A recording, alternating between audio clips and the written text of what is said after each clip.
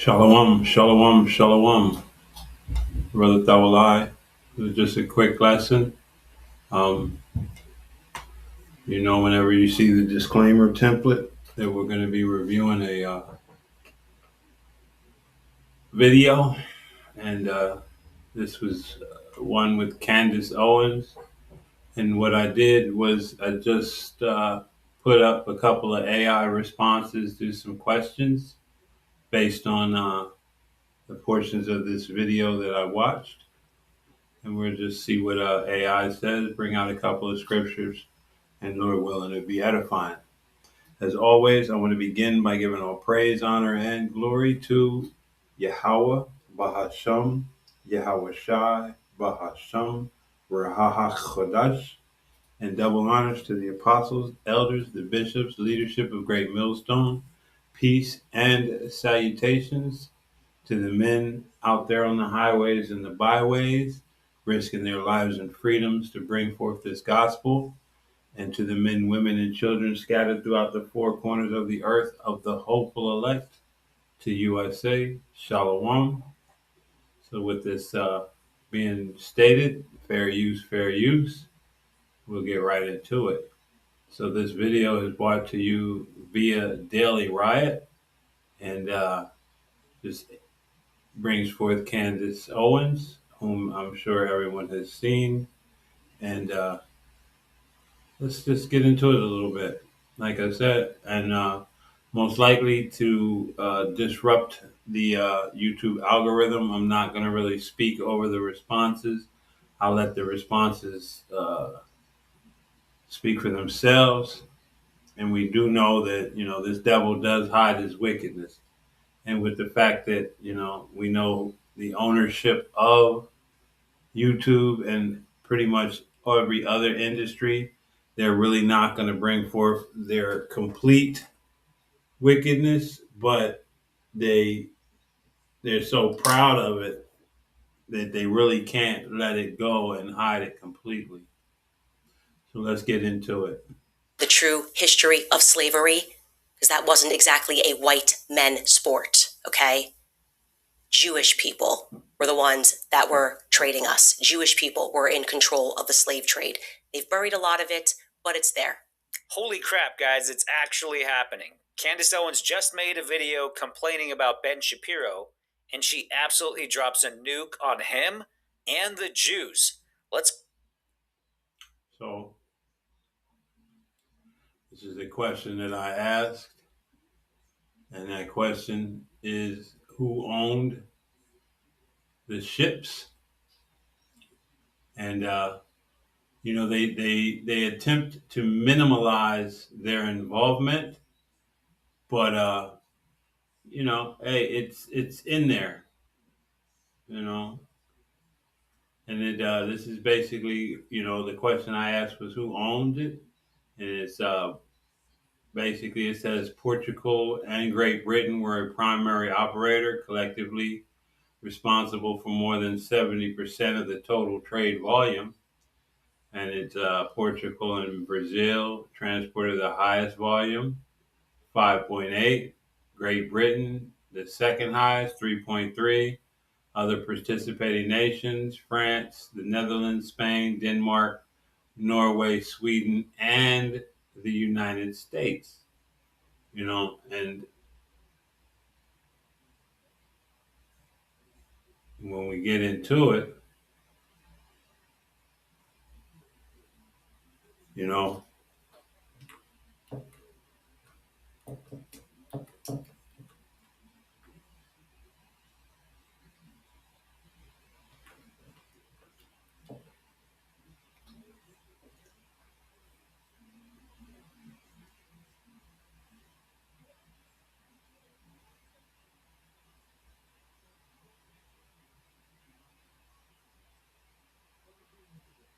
because we know that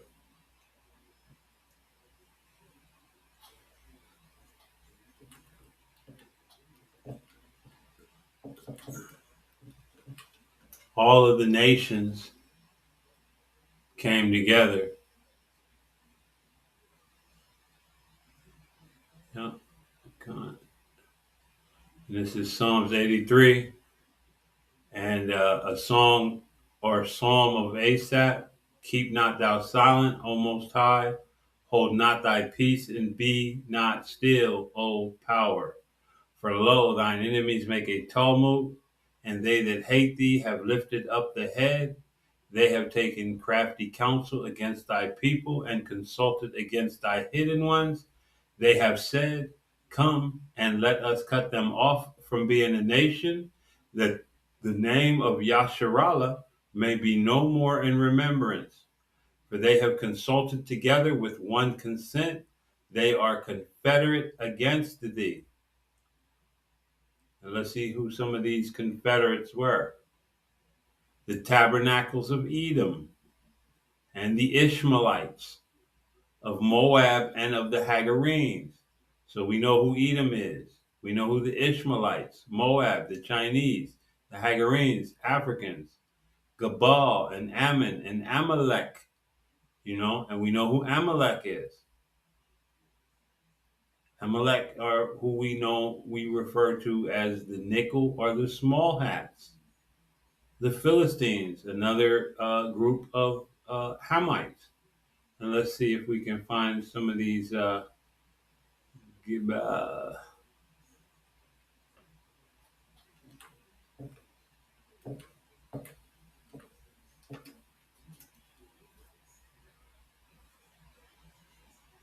Phoenician city. So that would be another group of Hamites.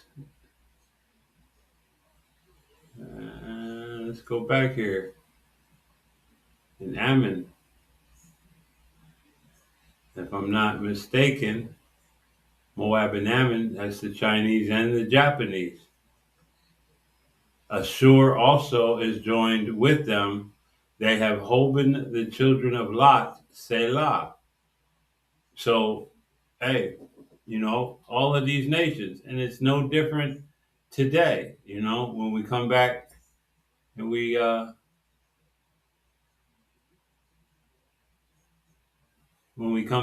read,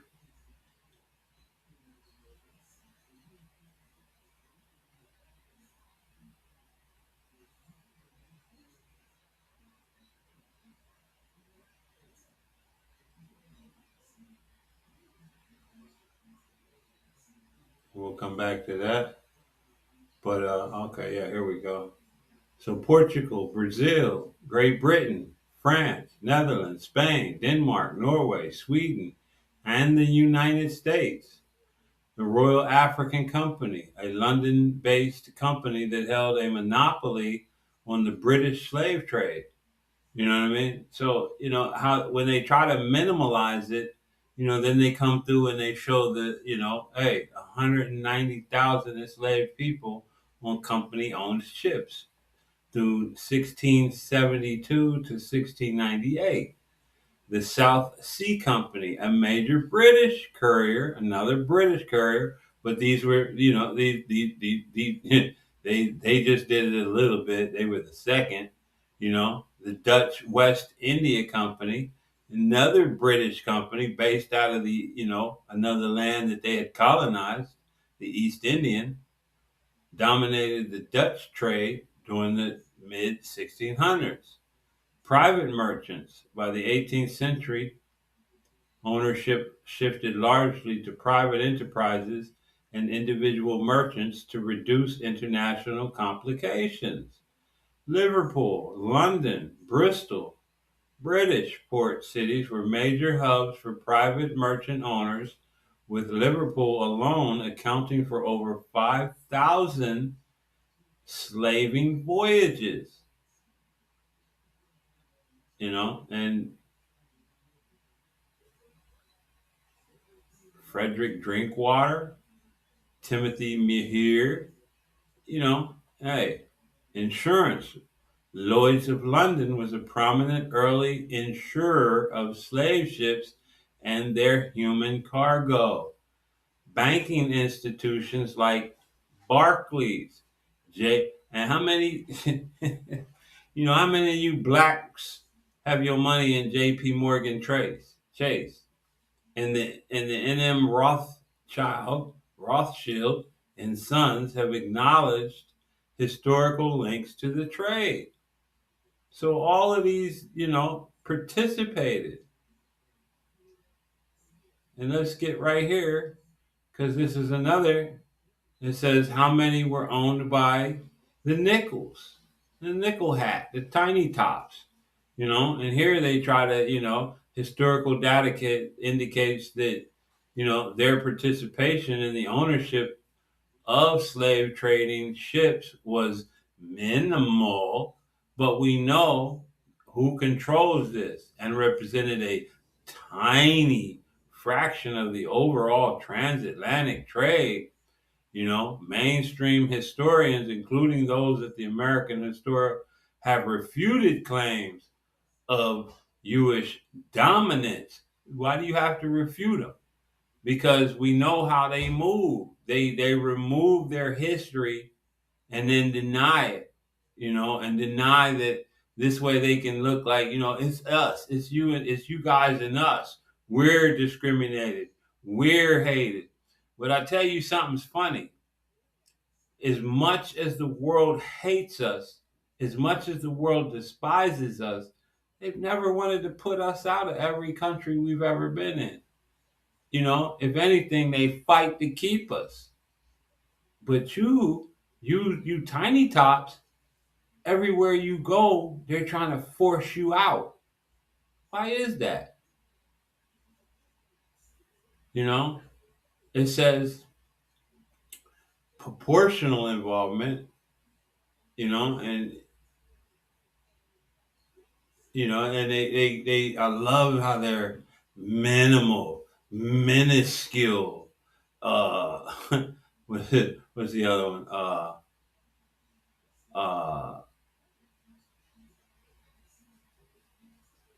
oh, there was another one in there. Everything they try to show is that there was just such a small, you know what I mean, examples of them. It says in the 18th century Britain, there was not a single among the owners of the 171 British freighters registers as U.S. slave ships. Then they come down here and they say, 27 out of the 509. They give you a percentage. But we know that all of these people do is lie, and then lie on the lie, and then lie on the lie. And then when you don't believe the lie of the lie of the lie, then they just pull the anti-semantics, as the elder Malcolm would say, you know, and just label you, because the truth is never allowed to come out. It's never allowed to be, made manifest. It says a small number of prominent individuals were involved in this trade, such as who was responsible for 21 to Africa between the Dutch and Caribbean colonies. Involvement was slightly more tangible in Dutch colonies like Sirocco and Suriname, where tiny top merchants at one point controlled roughly 17% of the trade. Tiny top merchants in Sirocco handled approximately 15,000, which accounted for about 1/6 of the total Dutch slave trade during that period. You know, it's where you get the chocolate hands from as well. When you go into it, it says tiny top involvement in the trade in the American South was described as minuscule by historians. Tiny tops accounted for only 1.25 of all Southern slave owners, and most owned very few individuals, typically as domestic servants rather than on large plantations. So, and we come over here, it says how many plantation owners were tiny tops. And in the antebellum, tiny tops individuals constituted a tiny top portion of the plantations, as the vast majority of tiny top slaveholders resided in urban areas and owned a small number. So that it's all everything is to push down their participation. Then you got here large scale owners who own 50 or more, and the typical threshold for a loan were four were, you know, medium. It says scale owners among 45,000, 20 or more were roughly 120. It says notable exceptions, a small number. Again, everything is small and tiny and little and minuscule, and you can barely see it. It's just a blip on the map of tiny tops did own significant plantations, including Judah P. Benjamin, 140 slaves, and Major Raphael J. Moses, 50. Other names associated: Mordecai family, Isaiah Moses, and Abigail Minus. Then you go here, it says in other regions, tiny top involvement in plantation ownership was more pronounced. In Suriname, tiny tops at one point owned 40% sugarcane plantations in the Judah Savannah, Jewish Savannah in Caraco. Historians note that Jewish settlers eventually owned a high percentage of the island's plantations. So as you dig, and I'm just, touching the surface. I'm just scratching the surface. Let's listen to a little bit more here. Let's go ahead and jump into this. This is absolutely insane. I'm here to let you know that I'm done with it. I am done with it. This one is so fully off of the mother effing plantation. Truly, Ben Shapiro, fuck you and the midget horse that you rode in on. And I say that on behalf of the world. I know you're going to get applauded by Konstantin Kisin and Andrew Christ is King Clavin and all of the people, the men who have to keep applauding what you do like you're a 4-year-old to make you feel good.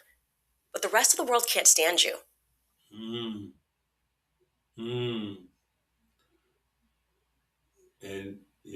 hey, this is what's coming for these people. You know what I mean? And also, hey, for the American Edomite as well. The whole world is kind of at that point where it's at its feel with what you do, what you've done. It's man, it's at that point. Let me see here. I was thinking of a scripture, and it kind of blanked out my mind for a moment, but Lord's will, it'll come back. But let's grab. I want to jump over here. This is Numbers 24 and 20, and it reads.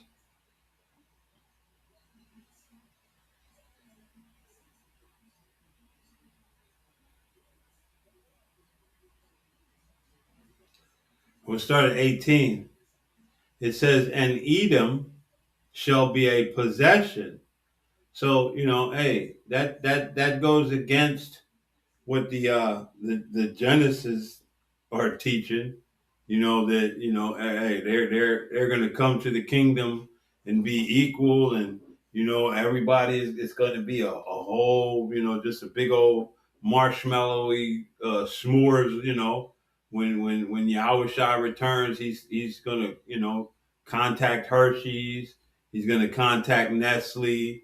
We're going to have some s'mores and just so much ooey gooey love is just going to be ooze, and it's just going to be a big old country love fest, and so much. No. It says, and Edom shall be a possession.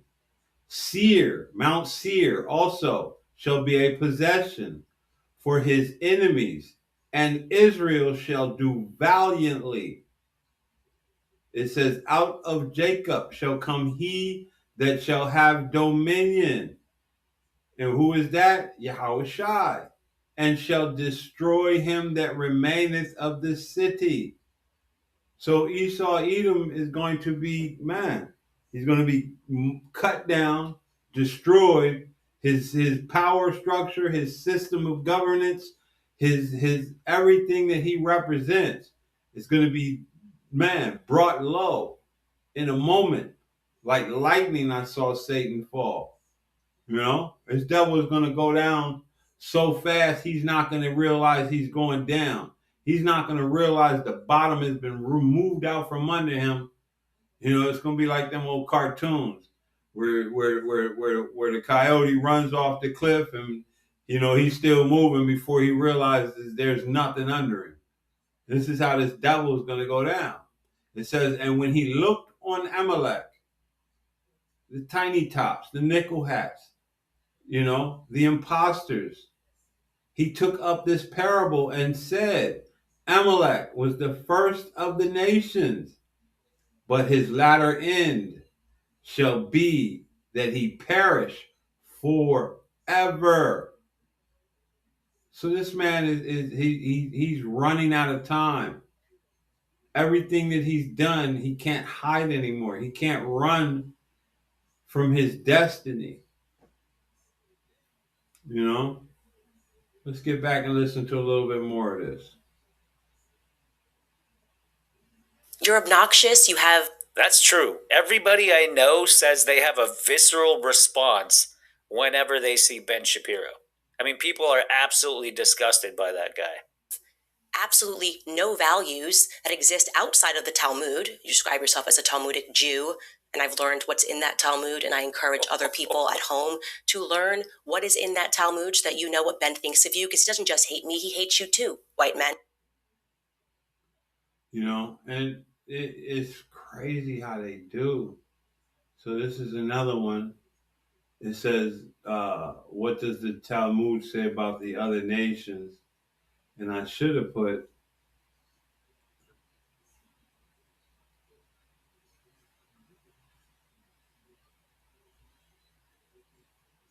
let me see if I can.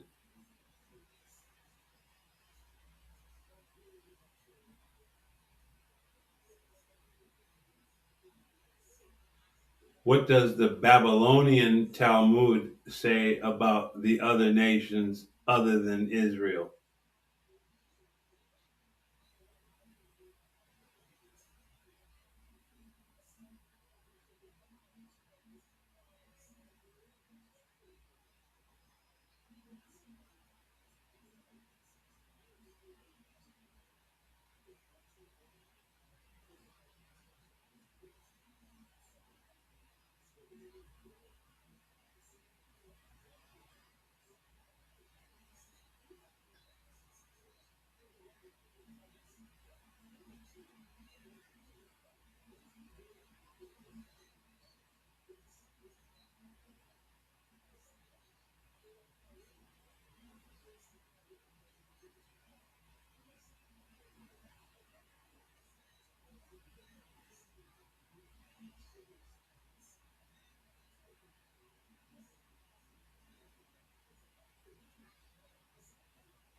See, and it's just beautiful. Let's see if we dig a little deeper. Does the Babylonian Talmud call all Gentiles cattle?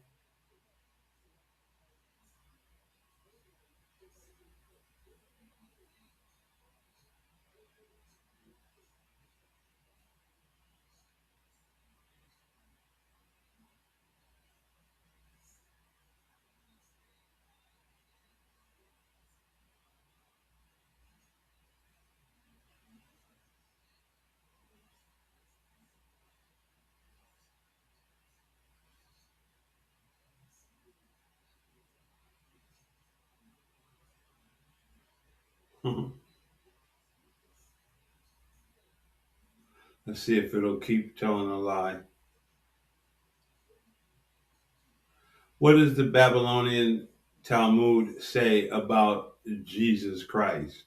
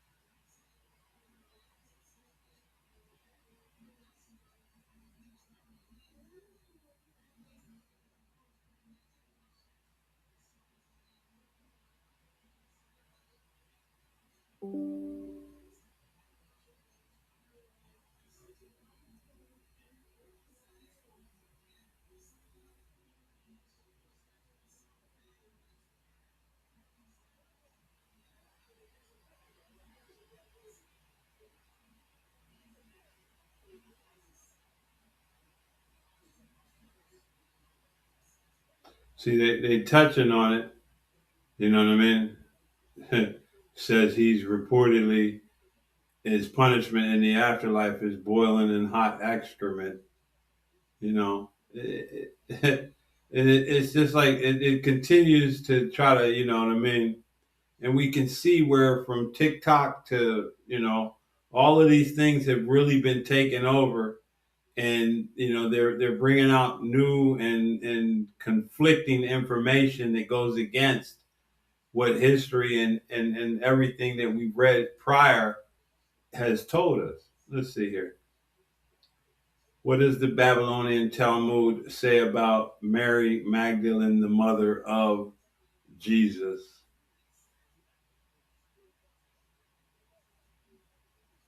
Hmm.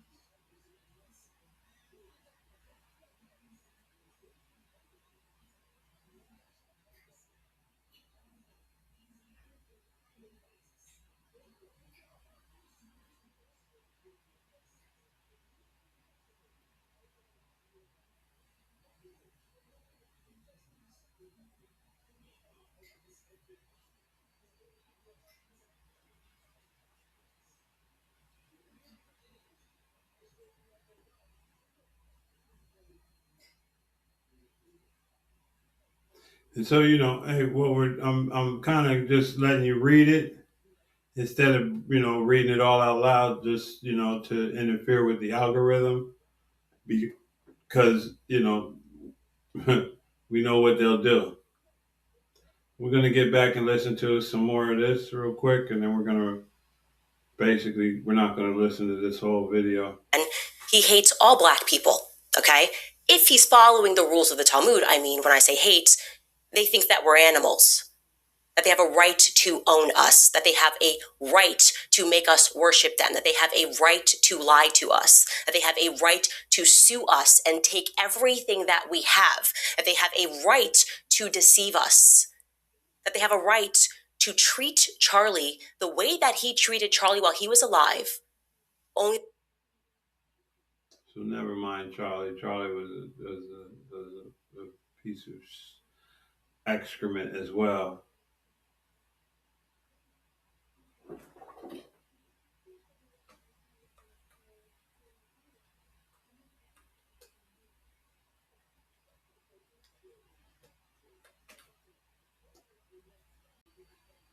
And not only that, you know, basically, you know, the whole world is now seeing this shame. You know, the whole world is now recognizing him for what he is. It says, "Drink thou also." So, you know, as the scripture says, "Woe unto him that putteth his bottle to his neighbor's lips." Well, this devil has put his bottle to everyone's lips. And now this same bottle is being put to his lips. Now he's being made to drink. You know what I mean? Now his shame is beginning to show.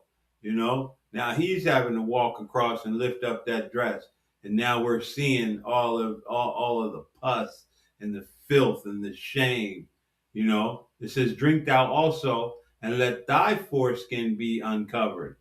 The cup of Yahweh's Bahasham Yahushai's right hand shall be turned unto thee." The power, you know, the judgment, the righteous indignation.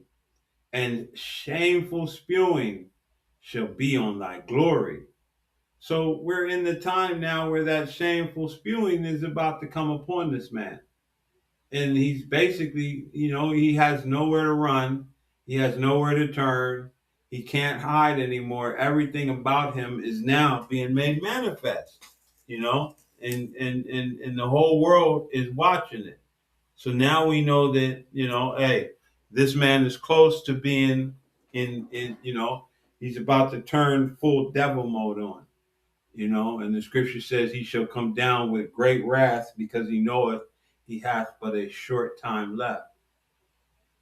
So I'm not going to make this too long. I went a little bit over what I had intended to, but the point was to show that, hey, the world is now beginning to profess what our apostles, our elders, what the men that of great millstone and those like-minded have been professing all along, that they've been bringing out the receipts, that this man, he was very much a part, while trying to show himself to be one in league with us. He was one that was very much a part of putting us in the position that we're in today, you know. So with that, I hope you were edified. I want to close by giving all praise, honor, and glory unto Yahweh, Bahasham, Yahweh Shai, Bahasham, Rahahak Chadash, and double honors as always to my apostles and elders and bishops. Peace and salutations to the men on the highways and the byways, risking their life and freedom to bring forth this gospel as we come to the close of these ministries, and we look forward to the famine of the word and the time of troubles that are to begin, and we know that there are but a few prophecies left to be fulfilled before the end be, but the end is not by and by until this MOTB is implemented. You will go through the period where you must make that decision. You're gonna be tested.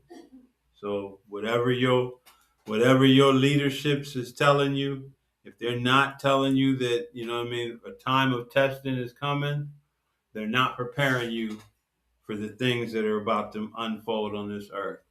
So with that, I pray that you was edified, and I want to say shalom. Shalom.